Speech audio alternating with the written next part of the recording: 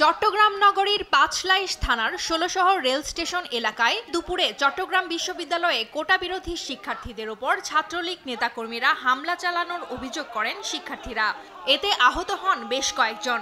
সেই সঙ্গে কোটা বিরোধী আন্দোলনের সমন্বয়কারী রাফিকে ব্যাপক মারধর করে ছাত্রলীগ নেতাকর্মীরা তুলে নিয়ে যায় চট্টগ্রাম বিশ্ববিদ্যালয়ের প্রক্টরের কাছে। ছেলেদের উপর হচ্ছে একদম লাঠি দিয়ে মাথাটা মারছে আর মেয়েদেরকে ভয় দেখাচ্ছে। আমরা আস্তে আস্তে ওরা দৌড়ে দাঁড়িয়ে বেড দিয়ে এক এক ভাইয়ের উপরে যেভাবে এইভাবে মাথায় মারছে সে তার কি অবস্থা জানি না। ওই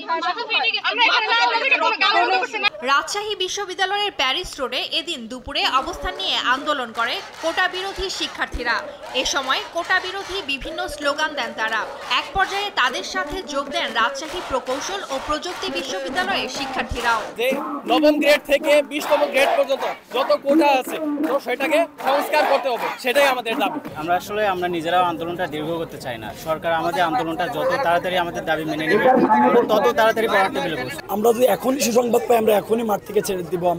আমাদের সেশন জট আছে, আমাদের সবকিছু নিয়ে আমাদের টেনশন আছে, কিন্তু আমাদের দাবি না মানা পর্যন্ত আমরা মাঠ ছাড়তেছি না। কোটা সংস্কারের দাবিতে ময়মনসিংহে এদিন ক্যাম্পাসে বিক্ষোভ করে বাংলাদেশ কৃষি বিশ্ববিদ্যালয়ের শিক্ষার্থীরা।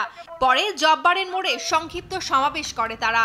এদিকে কোটার নামে সরকার বিরোধী কর্মকাণ্ডের প্রতিবাদ জানিয়ে বিক্ষোভ মিছিল করে ছাত্রলীগ নেতাকর্মীরা।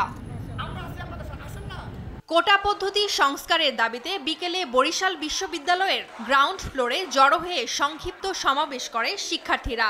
পরে বিশ্ববিদ্যালয়ের সামনে বরিশাল পটুয়াখালী মহাসড়কে বিক্ষোভ মিছিল করে তারা। টুম্পা আফরোজ, নিউজ ডেস্ক, দেশ টিভি।